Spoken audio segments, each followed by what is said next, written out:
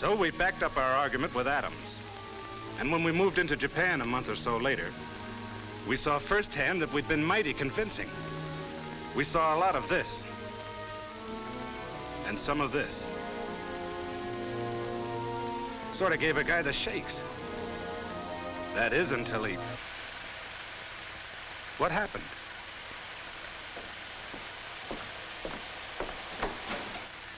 Well, that got the idea across. I'll have this gizmo fixed in a second. Then put on something easier to take. A rootin' tootin' western, with men fighting it out the old-fashioned way. Yeah, none of that atom business. Why not? It's our business. You saw what happened in Japan. What if it happened here? What would you men do? Well, that's easy. I'd go see a tailor. Tailor? Sure, have my uniforms altered. Have them cut to let my wings out. All God's children's got them, you know. I'd take music lessons. On the harp, naturally. Well, Nah, that wouldn't do. I think I'd... You tell us. Okay. Come on. Learn and live.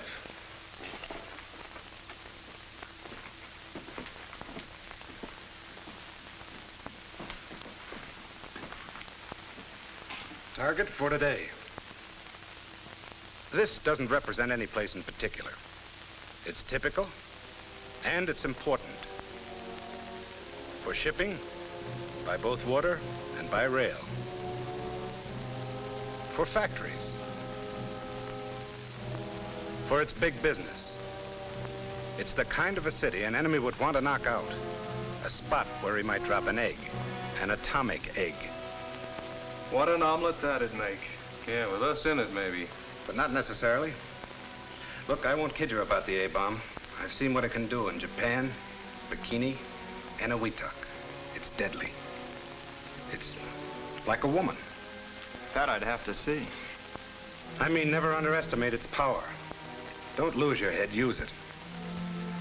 Figure that an atomic bomb dropped on a large modern city like this might kill 50,000 people.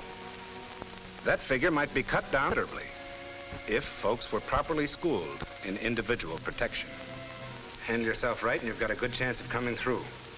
Do the wrong things and you've got a future like an ice cube in a hot toddy. Get panicky and get hurt. Forget about such things as the proper outfits to wear. Light, loose clothes to protect you against flash heat. The enemy was thoughtless. He didn't send you a formal announcement of the big blowout. And you're no quick change artist. Suppose you're taken by surprise. And while we're supposing, let's go all the way. Figure that this is the real article, not just a model. And you're there. Okay, you're in this town and you're on it. Making the best of those 3 rights they can't take away from you. You're enjoying life.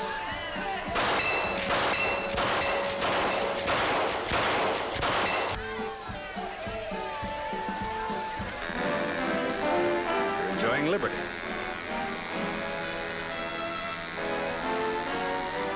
You're pursuing happiness, whatever shape it comes in.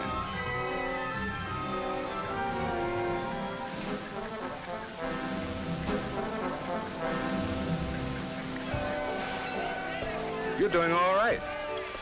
When...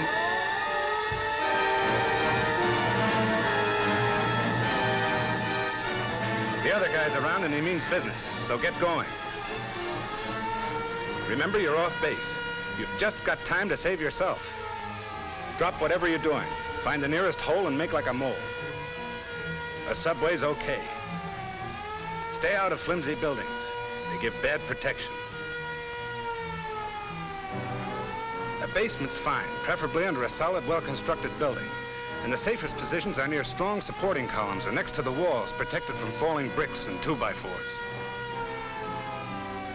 If there's no underground shelter handy, pick a room in a good building close to the ground. It ought to be airtight and light-proof as possible, with the doors shut, windows closed, and blinds drawn.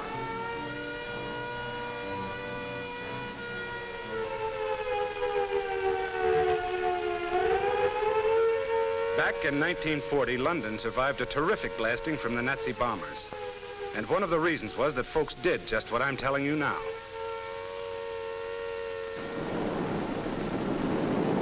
pretty crowded down in those shelters. There wasn't much fresh air.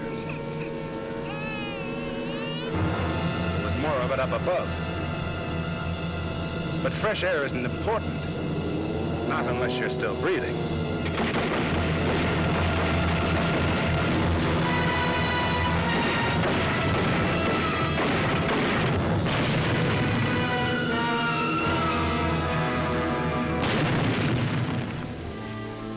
Do what those people did, and you're on the right track. World War II bombs were cream puffs compared to what you may be up against. But the defensive measures are about the same. The blast of an ordinary bomb kills and destroys. An A-bomb's kick is much worse. The old horse and buggy bomb was hot stuff. The A-bomb is hotter, so when you get the warning, don't stop to ask what's cooking. It might be you. The big idea, if you've got time enough to swing it, is to shield yourself by thick, strong, heavy material like reinforced concrete from the A-bomb's blast. And heat. Do that, and you'll also be protecting your hide from its radiations. A lot of people, including you men fairly new to the service, got the notion that radiations are like the double whammy turned on by Evil Eye Flegel, the comic strip character. Irresistible, I mean. Well, you're wrong. They're mighty penetrating and deadly, but they can be stopped. Authorities know exactly what it takes. Just what thickness of steel, concrete, or wood will do the trick. But you're no authority. Even if you were, you haven't got your tape measure or calipers with you. Even if you had them, you wouldn't have time to use them. You're just a guy trying to get along. And fast.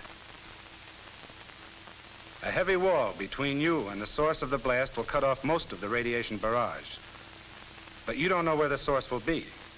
And radiations can scatter and bounce off the air the way a basketball bounces off the backboard.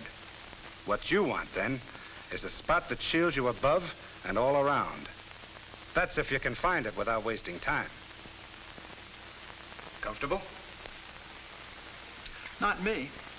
I've been figuring I got caught away from any of the shelters. Out in the open. So what do? Play dead? Right. Or maybe you will be. If there was a ditch handy, you'd flop in it. But there isn't. So hit the dirt, like men did in World War II. Lie flat, face down. Cover the exposed parts of your body. The bomb's flash heat is rugged. Don't get curious and look around. Its light can blind you temporarily. You all with me? Fine. Now we're about as ready as we can be for the fireworks. Bombs away. Just one. I want you to visualize what would happen if the enemy somehow slipped it through our defenses. That it's about as powerful as the ones we used in Japan. And that he wants it to explode about 2,000 feet above the city. Right about here.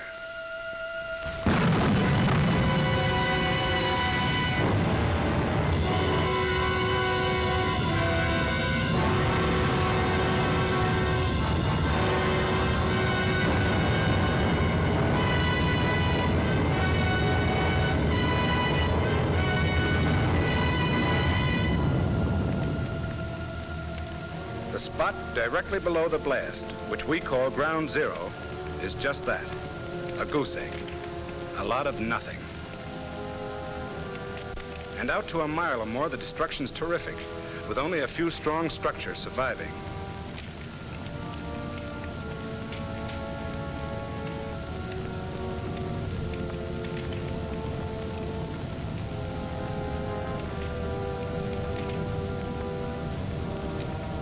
Damage naturally peters out from ground zero.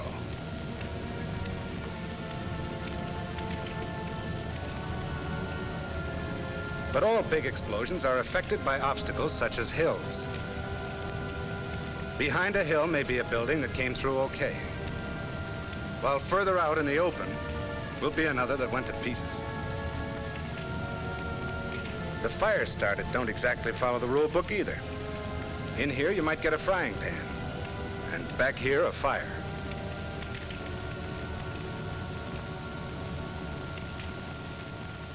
I've got a very messy picture. Me too. And where do we fit into this? You'd be all right if you found a good spot. Underground and reinforced concrete shelters give good protection close to ground zero. Yeah, but what about me? I'm the guy caught out in the open, stretched across Mother Earth's lap. How am I doing? If you were near ground zero, within 3/4 of a mile from it and completely exposed, you'd be a dead duck, a roasted duck. And you'd also get a fatal dose of radiation. So what? Any weapon, even a knotted club, might kill you if you're unlucky enough to be in the wrong place. A safe might fall on your head accidentally. You particular how it happens? But if you were far enough away, you'd come through in good shape. And you'd be over the hump. So far as you're concerned, the bomb shot its big wad of blast, heat, and immediate radiation. It goes on sending out rays and particles, but they're rising harmlessly. In about 2 minutes after the explosion, the area underneath the burst will be free from dangerous radiation. And you can enter it.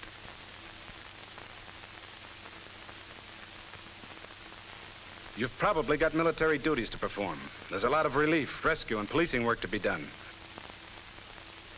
So after waiting a couple of minutes, get moving.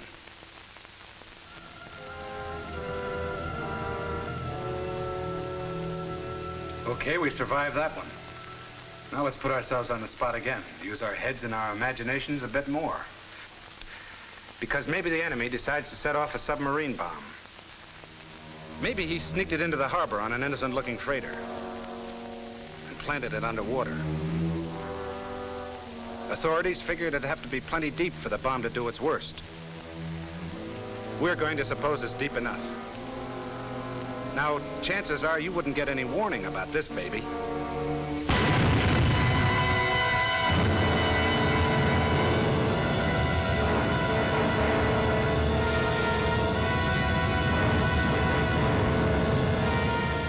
You'd sure see it, though. You wouldn't worry about being blasted or burned by a submarine explosion. But watch out for the fog and mist. It's radioactive, packed with poison, and it moves fast.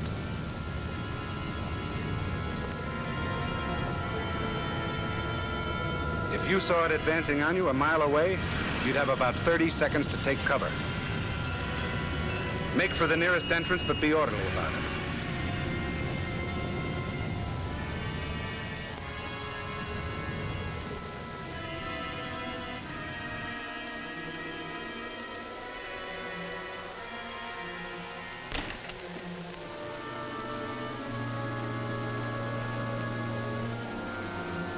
That fog has contaminated everything it touched with radioactive matter, which we'll call hot stuff, although it hasn't anything to do with its temperature.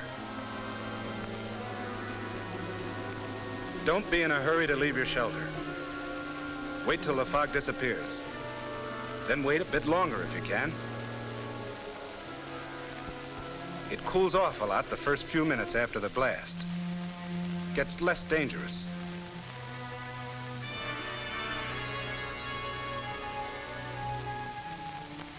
It'd be best to wait until the radiological defense men come around to tell you what to do. But if you've got to go, go the right way. Your handkerchief makes a pretty fair filter. Breathe through it. Be quick or be sick. The faster you pass through a contaminated place, the less you expose yourself to radioactive poisoning. Move crosswind as much as possible. Take advantage of cover, of passageways protected from contamination.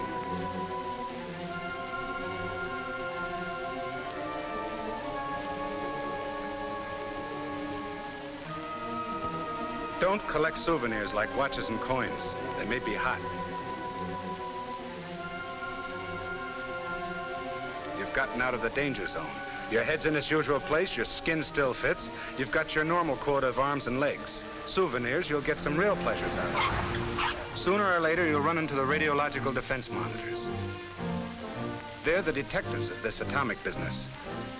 With their instruments, they examine everything for radiation contamination, including you. If your uniforms are hot, they'll end up same as clothes after a skirmish with a skunk. They'll go to the laundry if they're not too hot. Or if they're too badly contaminated, they'll be buried or dumped at sea. And you'll give yourself the soap and water treatment to remove any radioactive stuff you might have collected. From then on, you'll watch your step. First, report to the nearest military officer or organization for instructions. As soon as they tell you to, rejoin your own organization. Your commander, on the advice of the radiological defense people, will tell you which areas are safe to enter and which aren't. They'll also advise them on the food you eat and the water you drink. You'll be careful about getting radioactive material inside you. You can get there by breathing dust, eating, or through breaks in the skin. You'll be told how to prevent overexposure to the stuff. How much of it can a guy stand? How much whiskey will it take to knock a guy in his ear? Why, that depends. It sure does. But the defense people can tell you what the safe limits are. And they'll keep checking in order to determine those limits. The odds on you surviving an A-blast depend a lot on you. Okay, Sarge? Right. Get panicky or fat-headed, and you'll probably have a new title. The Late John Doe. Which isn't exactly a promotion. Use your think tank. Follow the rules, and you might live to look it over. That's the picture, men.